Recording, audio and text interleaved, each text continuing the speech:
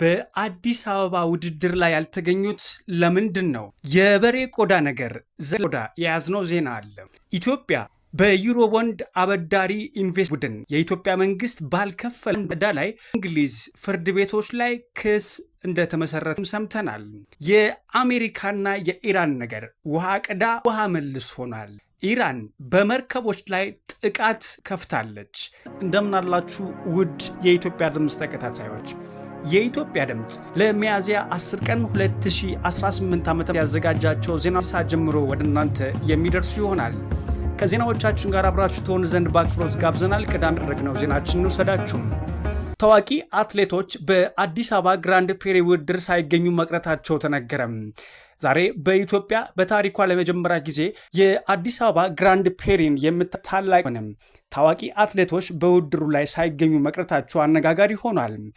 በ10,000 ሜትር ለወንዶችና ለሴቶች ለእያንዳንዳቸው 25 አትሌቶች ተመዝግበው ቢጠበቁም ውድድሩ ሲጀመር ግን በእያንዳንዱ ምድብ 5 አትሌቶች ብቻ መካፈላቸው የሀገሪቱን ገጽታ የሚያሳንስና ተመልካችን ያስከፋ ድርጊት ሆኖ መመዝገቡን ባላገሩ ቴሌቪዥን ዘግቧል።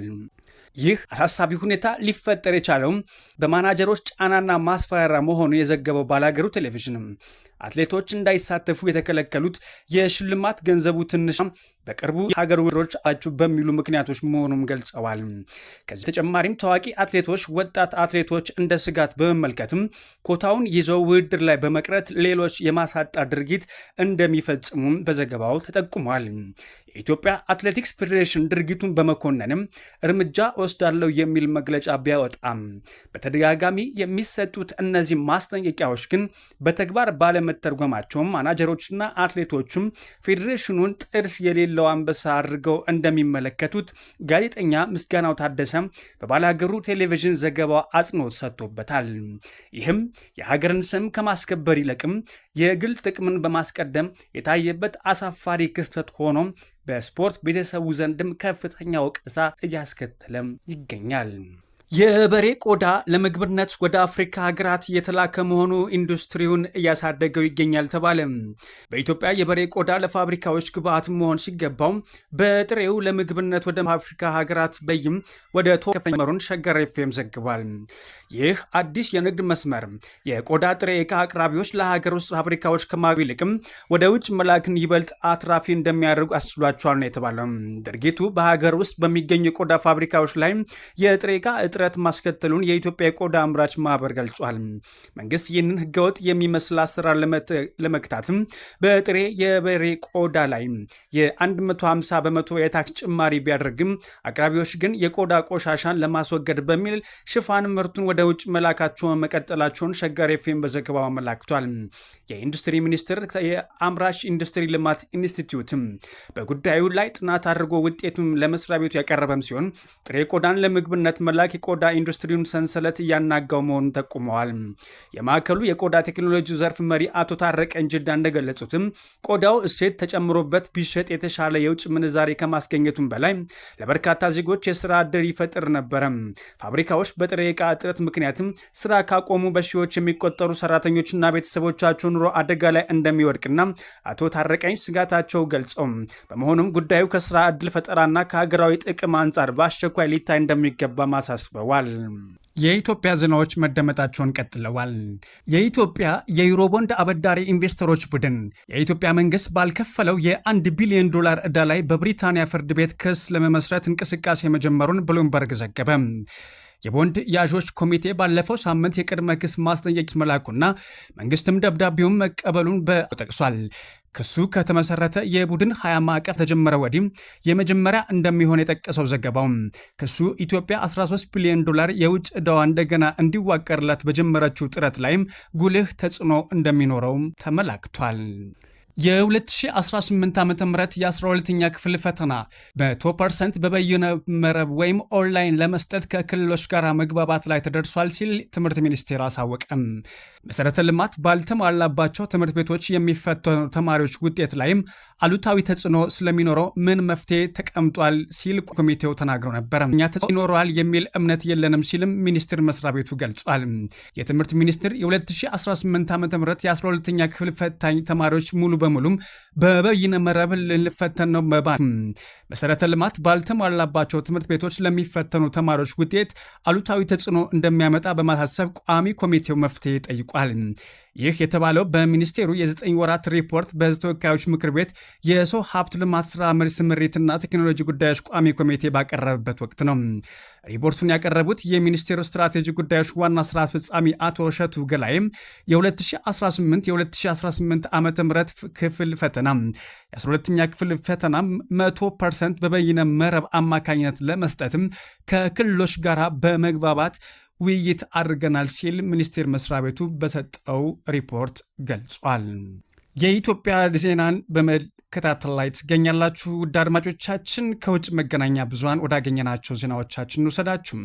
አሜሪካ ለሱዳኑ ፈጥኖ ደራሽ ኃይል የሚዋጉ የቀድሞ የኮሎምቢያ ወታደሮች የነበሩ ቅጥረኞችን በሚመለከት 5 ግለሰቦችና ኩባንያዎች ላይ ማዕቀብ ጣለችም። በመቶዎች የሚቆጠሩ የቀድሞ የኮሎምቢያ በጦርነት መሳተፋቸውን አሜሪካ ገልጻለች። ማዕቀቡ የገንዘብና ንብረት እገዳ ያካተተም ሲሆን ማዕቀቡን መጣስ የፍትሐ ብሔርና የክስ ያስመሰረታልም ተብሏል። አሜሪካ ተፋላሚ ወገኖች በአስቸኳይ በሰብአዊነት ላይ የተመሰረተም የ3 ወራት አቁም እንዲያደርጉና የውጭ ኃይሎችም ለተፋላሚ ወገኖች ድጋፍ መስጠት እንዲያቆሙ ጠይቃለች። ኢራን ትላንት ለዓለም አቀፍ መርከቦች የከፈተችውን ሆርሙዝ ወሽመጥ እንደገና ከዛሬ ጀምሮ ዘግታለች። የኢራን ጦር ኃይል በወሽመጡ በኩል ያለፉ የነበሩ 2 መርከቦች ላይም ተኩስ መክፈቱና ሌሎች በርካታ መርከቦች ጉዞአቸውን ማጥፋታቸውን ዓለም አቀፍ የዜና ወኪሎች ዘግበዋል። ኢራን ሆርሙዝ ወሽመጥን በድጋሚ መዝጋቷ ያሳወቀችው አሜሪካ ከኢራን ወደቦች በሚመጡና ወደ ኢራን ወደቦች ላይ ለፈው ሳምንት አለችውን የእንቅስቃሴ እገዳ ባለማንሳቷ እንደሆነም ገልጣለች። አሜሪካና ኢራን ለ2 ሳምንታት የሚቆይ የተኩስ አቁም መፈራረማቸውን ተከትሎ በበርሜል ወደ $91 ወርዶ የነበረው የዓለም የነዳጅ ዋጋ ዛሬ እንደገና ሊጨምር ይችላል ተብሎም ተሰግቷል። እንደዚሁም ኢራን መርከቦች ላይ ተኩስ ከፈተች። ትራምፕ ልታስፈራራን አትችልም ስትልም ሀገሪቷ ገልጻለች። ኢራን የሆርሙዝ የባህር ወሽመጥን መልሳ እንደምትዘጋ ባሳወቀችበት ወቅትም በወሽመጡ ላይ በሚገኙ 2 መርከቦች ላይ ተኩስ መክፈትና 4 የፈረንሳይ መርከቦችን ጨምሮ ሌሎች መርከቦች ወደ መጡበት መመለሳቸውን አዣንስ ፍራንስ ፕሬስ ዘግቧል። የኢራን አብዮታዊ ዘብ ኦማን ባህረ ወሽመጥ ባንከር ላይ ተኩስ መክፈቱን የአሜሪካና የእንግሊዝ የባህር ንግድ ኦፕሬሽን ሴንተር ያረጋገጠም ሲሆን ምንም እንኳን ጥቂት የነዳጅና የጋዝ ታንከሮች ማለፍ ቢችሉም አካባቢው አሁንም በከፍተኛ ስጋት ውስጥ እንደሚገኝም ተገልጿል። በሌላ በኩል ደግሞ የአሜሪካው ፕሬዝዳንት ዶናልድ ትራምፕ ከኢራን ጋር የሚደረገው ንግግር በጥሩ ሁኔታ ላይ መሆኑን ቢገልጹም በሆርሙዝ ወሽመጥ በኩል የሚደረገው ጫና ግን እንደማይቀበሉ በጽኑ አሳውቀዋል። ትራምፕ ኢራን ልታስፈራራን አትችልም በማለትም ዋሽንግተን በቴህራን ጫና እንደማትሸነፍ የገለጹም ሲሆን እስከ ቀኑ መገባደጃ ድረስም በጉዳዩ ላይ ተጨማሪ መረጃዎች ይፋ ሊሆኑ እንደሚችሉም ፍንጭ ተሰጥቷል። አድማጮች ዜናዎቻችን አሁንም ወደ እናንተ ማድረሳችን እንቀጥላለን። ከኢራን ዜና አልወጣንም። ዋሽንግተን ያቀረበችው አዲስ የሰላም እቅድ ቴህራን እየመረመርኩት ነው አለችም። አሜሪካ በፓኪስታን የጦር አዛዥ ፊልድ ማርሻል አሲም ሙኒር አሸማጋኝነት አዲስ የሰላም እቅድ ለኢራን ማቅረቧን የኢራን ከፍተኛ ብሔራዊ ደህንነት ምክር ቤት ቅዳሜ ዕለት ባወጣው መግለጫ አሳውቋል። ቀደም ሲል በኢስላማባድ የተካሄዱት ንግግሮች አሜሪካ ባቀረበቻቸው አዳዲስ ጥያቄዎች ምክንያትም ነትመቸውን የገለጸው ምክር ቤቱ በአሁኑ የቀረበውን አዲስ የዋሽንግተን የሰላም እቅድ ቴህራን በጥንቃቄ እየመረመረችው እንደሆነና እስካሁን ምላሽ እንዳልተሰጠበትም ገልጻለች። ኢራን በማንኛውም አቋሞቿ ላይ እንደማትደራደር ያሳወቀው መግለጫውም በባህር ጉዞ ላይ የሚደረግ ማንኛውም መሰናክል ወይም እገዳም እንደ ተኩስ አቁም ጥስ እንደሚቆጠር አስጠንቅቋል። በተጨማሪም ቋሚ ሰላም እስኪሰፍን ድረስም የሆርሙዝ የባህር ወሽመጥ መተላለፊያ በኢራን ቁጥጥር ስር የሚቆይና አጠቃቀም በቅድመ ሁኔታዎች ላይ የተመሰረተ እንደሚሆን የምክር ቤቱ አፈ ጉባኤም ገልጸዋል። ውድ የኢትዮጵያ ድምፅ ተከታታዮች የኢትዮጵያ ድምፅ ለሚያዝያ 10 ቀን ያዘጋጃቸው ዜናዎች እነኝን ይመስላሉ። ስለተከታተላችሁና አብራችሁን ስለነበራችሁ ከልብ እናመሰግናለን። ሰላምን ተመኘን።